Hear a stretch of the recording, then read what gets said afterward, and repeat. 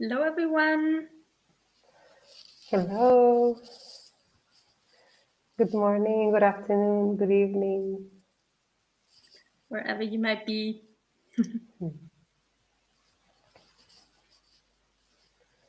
We're just getting set up in the virtual realm. Yeah. So Daniela and I have been co-facilitating workshops around self-compassion, and especially fierce self-compassion, which has the components of motivating, protecting, providing. And we've had a focus especially on women, because that's traditionally underdeveloped in women. However, we want to welcome everyone here in this space, and we think self-compassion definitely is important for everyone. Mm-hmm. And maybe just to start with, so that we are on the same page, I want to talk a little bit about what we mean by self-compassion. Self-compassion basically means that we get in touch with the suffering within, and that we want to have a wish to ease the suffering in ourselves. And it has three components. So this is according to the self-compassion researcher, Dr. Kristen Neff. And she identified these three components that directly counteract the stress response that we usually have.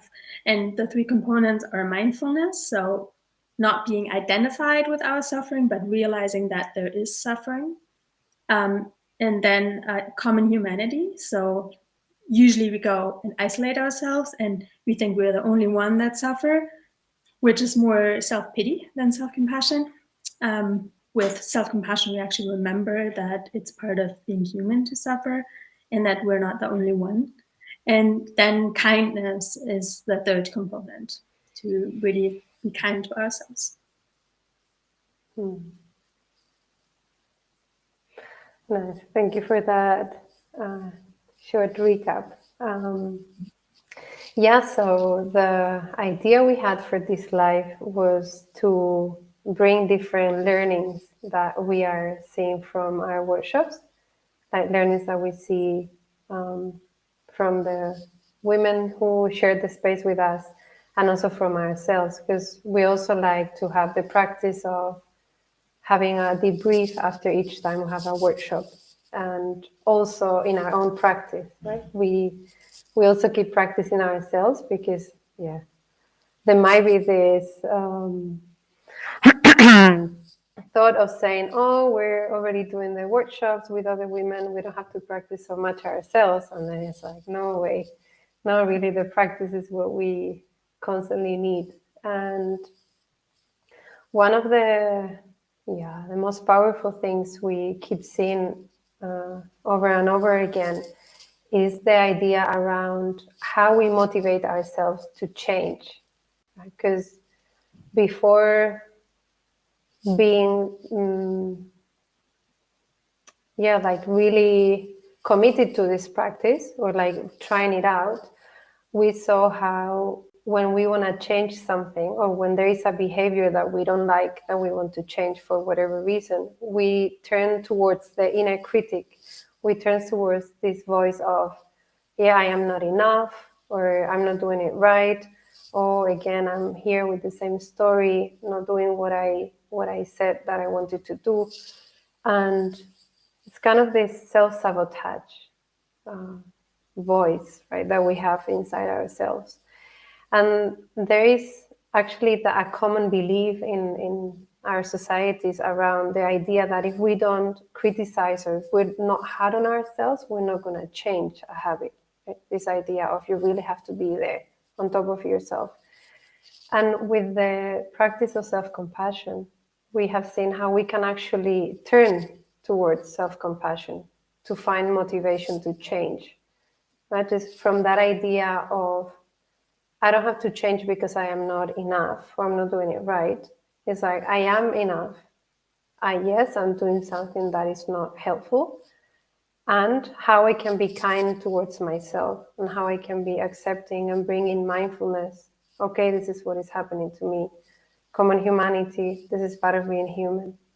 And kindness, I want to be, I care for myself. So I really motivate myself to change, right? And that's something that it's one of the topics that we actually cover in the workshops. And it's something that we always like keep this vigilant eye towards, right? Because it just shows up in so many moments throughout our days.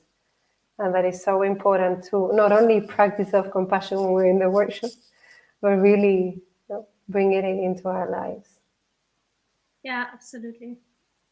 And you're speaking to this sort of paradox, because we believe that, like you said, if we just beat us up enough, beat ourselves up enough, then we will change. And if we basically don't do that, then we let ourselves off the hook, and then we'll like all hell will break loose. Like we'll just lay on the couch, eat the whole day, watch Netflix, and that will be it.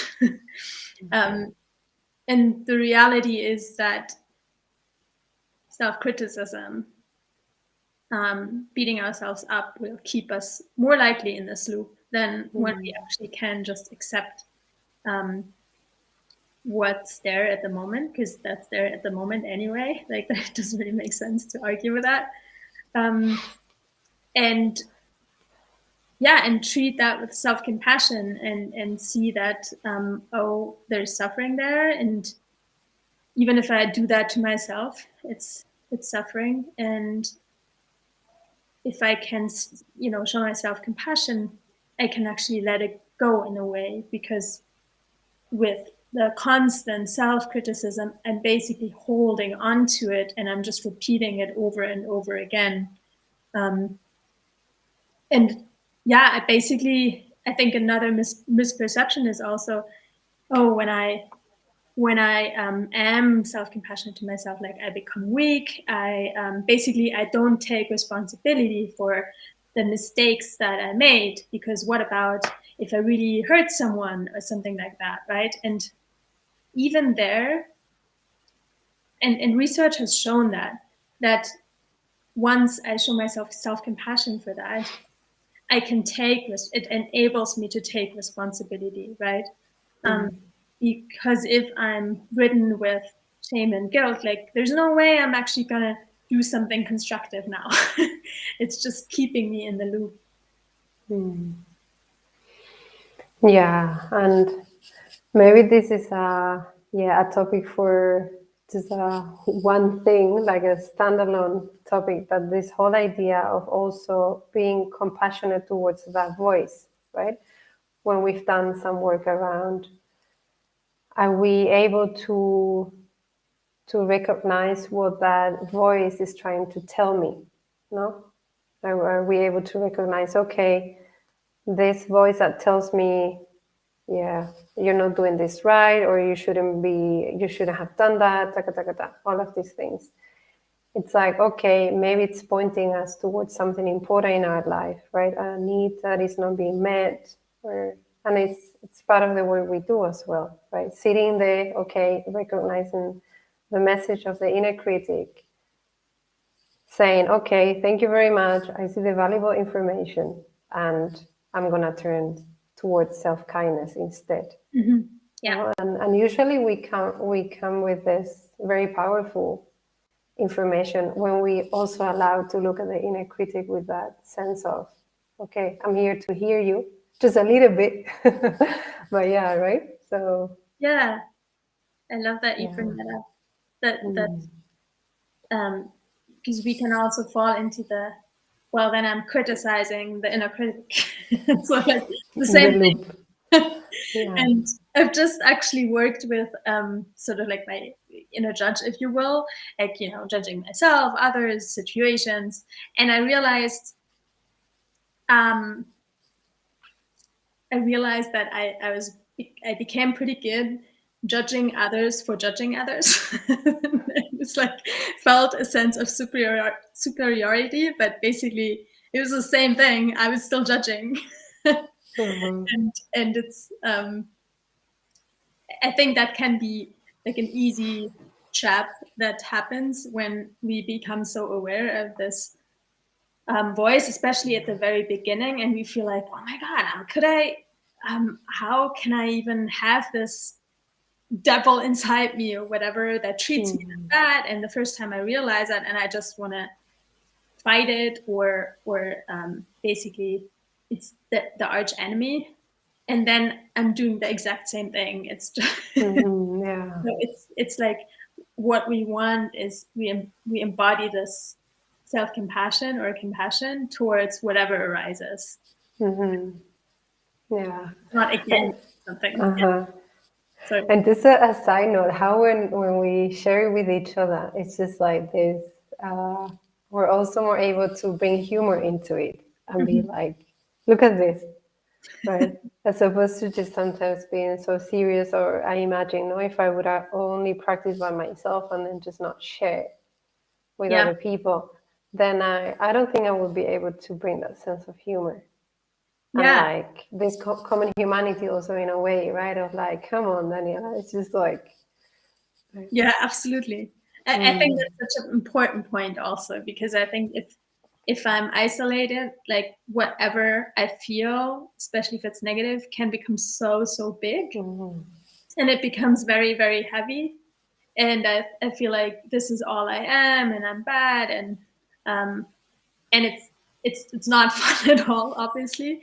And when you then, like, when you're able to connect with others, or even like the thought that others have that to it already becomes lighter. And from a bird's perspective, in some cases, it's actually funny. um, yeah, yeah. yeah. What else do we want to bring in? I think so. I think one other thing that came up is we usually have these self commitments that Uh-huh. people make at the end of the workshop.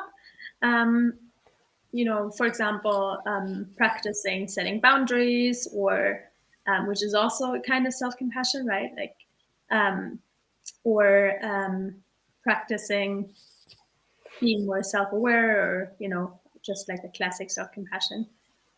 Um, and what we've found there, that people then would beat themselves up if they didn't do the commitment.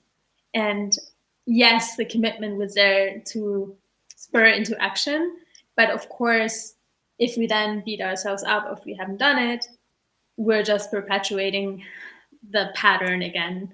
And a more constructive way to look at it is to say, okay, I haven't done it, and then I can reevaluate.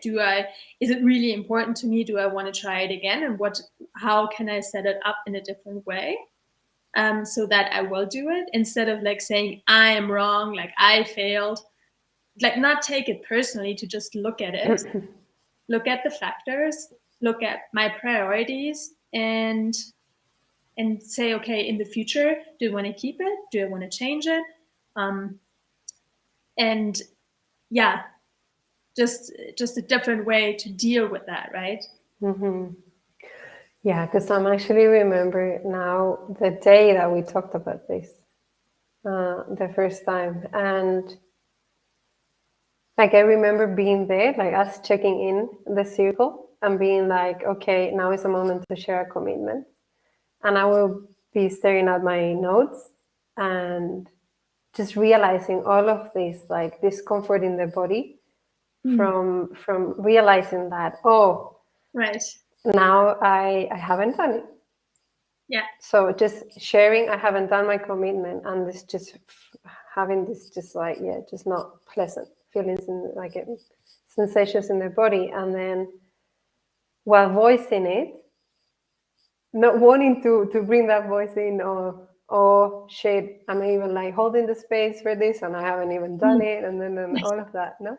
And then when we shared about it afterwards, it just felt so like such a relief also, to be like, okay, this is part of the practice, like realizing how, okay, I didn't do it, and what does it bring to my body, to my mind, right? And then just, yeah, show up vulnerability also. Yeah, yeah.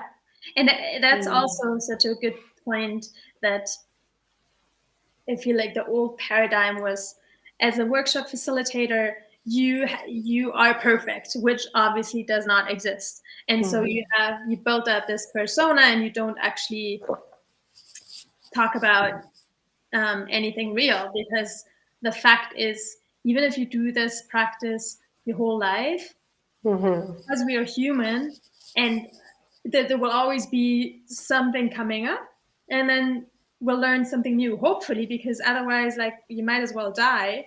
So, but there's this misperception of you need to be perfect as a facilitator. And actually, that was also one of the feedbacks we got, that one woman wrote that it was so empowering to see that we were sharing, like, our journey as well as we went. And that gave her permission to do the same, and to not wait till you have it all down, because spoiler Yeah, alert, you will never have it all down. exactly. And so, like, we always, like, we wait for, once I've mastered that, basically, that all comes from the mindset of, I'm not enough the way I am. Yeah. So I have to change. Coming back to what we first shared, I have to change because I'm not good enough. And when I have changed, then I can do all the things that I really want to do. But it doesn't work that way. No, not at all. Yeah. Yeah, so that was actually very powerful that day, I feel. Yeah. No, just, yeah, in the moment, no, because it's also very, I'm not saying that it's easy to catch ourselves in the moment with this. I don't want to be, yeah, just, that's not the claim or the point I want to make, because it's really difficult to practice this in the moment. Yeah. Like, it's usually hindsight, right? When it's reflecting about a situation, reviewing a situation or whatever, when it's like, oh, wow. But sometimes I guess it's also not part of the practice. Sometimes there are those glimpses of like clarity of, oh, look what I'm doing, right?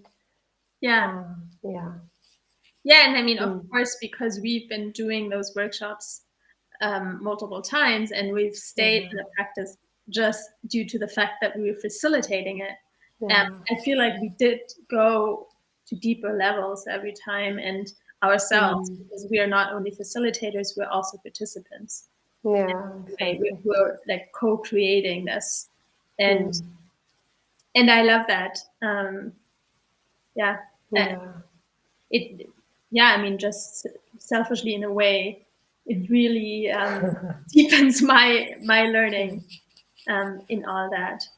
And that's why it's also so important to have the community that we emphasize so much, because it's really, yeah, it's nice if we do it one time, but I'm sure you know that this enthusiasm wanes pretty quickly, and if you don't have other people that practice it with you, or someone that does it with you, then it will just not be, it will just disappear from your radar. Yeah, totally. Okay, and then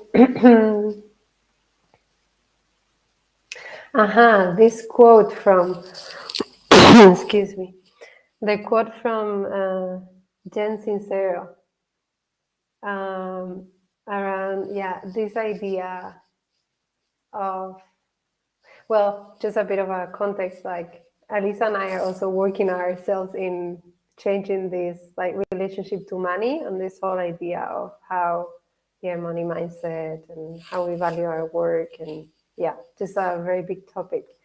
And then there is this quote from a woman, a writer, Jen Sincero, saying, what was it? Like the wasted, with the time we waste, something like, I'm not quoting directly, but how much time we waste defending the mediocre, like the just not nice uh, living situation. The time we spend there defending that, or having our beautiful excuses on how not to come out of the comfort zone, that time and energy we could spend in creating the magnificent, in creating those lives we want. And Yeah. when we were sharing this, we were seeing how, again, this is the factor of so do we bring self-compassion to ourselves when we realize that we have spent a lot of time building up our beautiful excuses to not go for what we really want, right? Yeah, and it's so freeing if we can actually look at that without blame, or if we just, sometimes it is painful to see, because sometimes it is like, Mhm. okay, it feels like I wasted the last 5 years. I mean, could be. Yeah, yeah, yeah.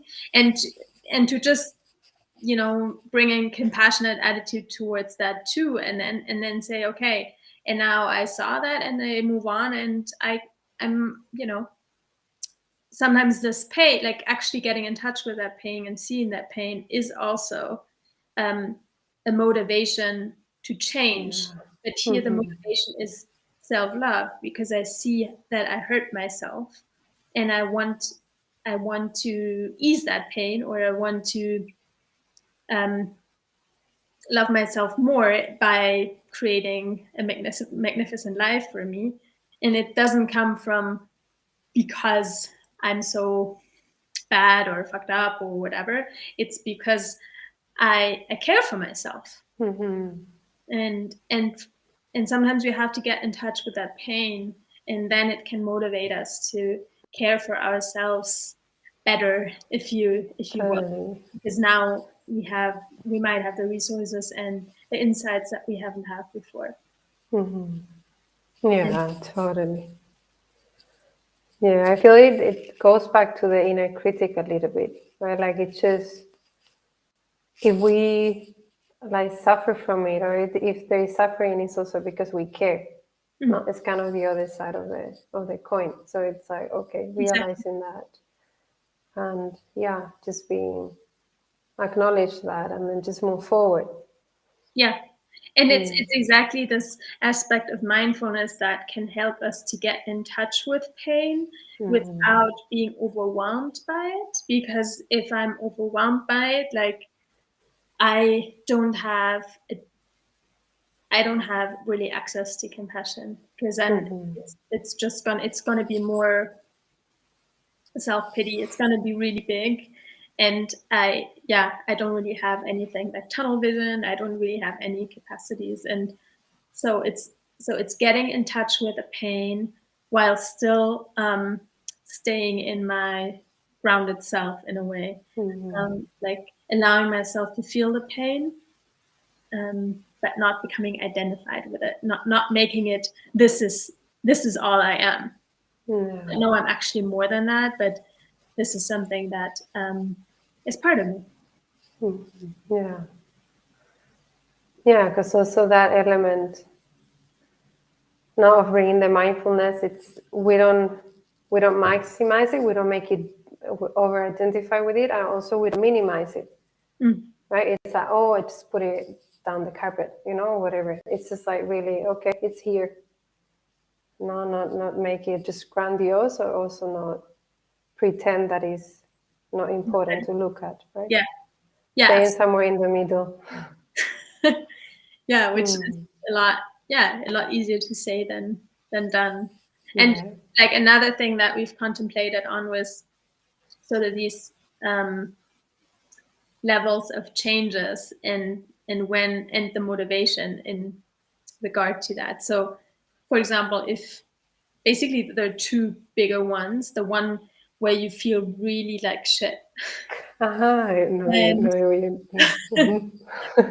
and to change from that point often is a little easier, because you don't really have so much to lose, right? Like, Mhm. because you really like, you feel like your life really is shit, meaning like your job or whatever it is.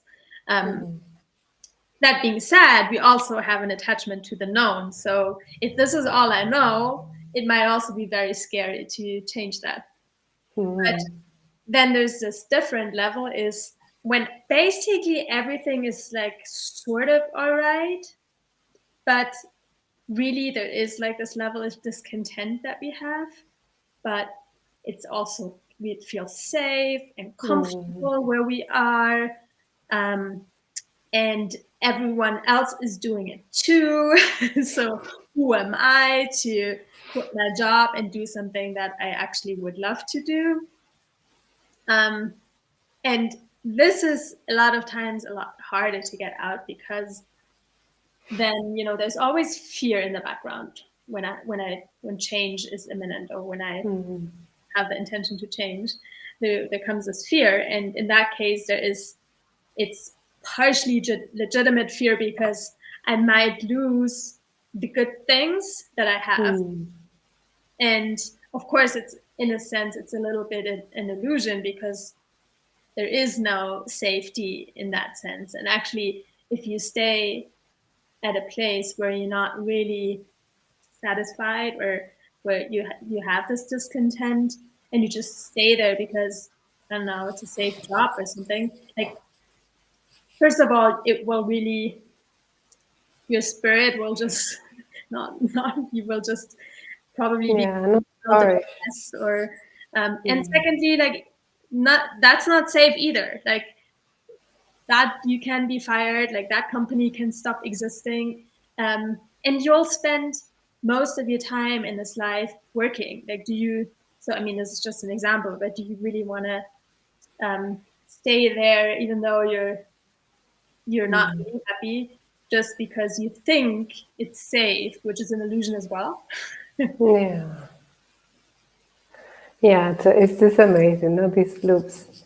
And again, no, it's not that, us talking about it doesn't mean that it's easy to do, but it's really this, just becoming aware of these things, like speaking them up, just ask for help, like be together with others working on these things, right?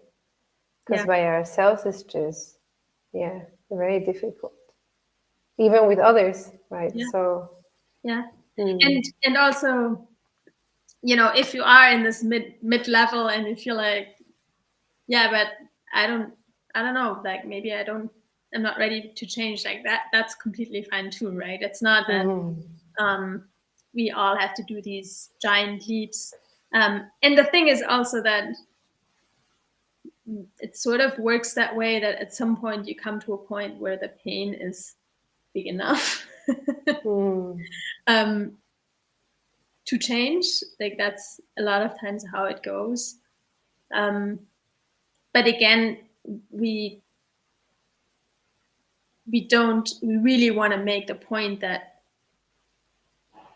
all change, like, we want to motivate change from self-love, basically, and from knowing that ultimately we're enough, and we're fine, and it's just because we love ourselves that we want to ease some suffering that these conditions result in, or I think that's it. That's how we. It's really that idea, not that practice of, coming from that place of love and compassion. And sometimes you need someone, like, I feel like me personally, definitely, it's called self-compassion, but sometimes I need another person to remind me, or to spark that self-compassion in myself, because I don't have access to it. And like, I think it's a really beautiful practice that we can access alone, but sometimes it's just too hard, and sometimes we just need someone else to show us that compassion as a doorway to find that in ourselves. Yeah. Well, maybe Well, I'm saying it's we've been 30 minutes here. We could, thank you for those who are listening to this, if there is any listening to this, like, because yeah, I mean, we're sharing from our heart, but sometimes we get, yeah, too excited. yeah. Yeah, it's been lovely to recap all of this and to Yeah, share it. and we absolutely appreciate any stories, questions, insights. If you want to share them with us, you'll find us wherever you're watching this. Mm. And we're always happy to hear from you. And also, we're having our next cohort starting in April, like a fierce self-compassion training for women, where the special focus on empowerment of women, well-being of women, where it's about boundaries, motivating, providing, protecting. Mm-hmm. Yay. All right. Mm-hmm. All Thank right. you so Thank much. you, everyone. And thank you, And Lisa. thank you too. Mm-hmm. Have a nice rest of your day, your evening. Mm-hmm.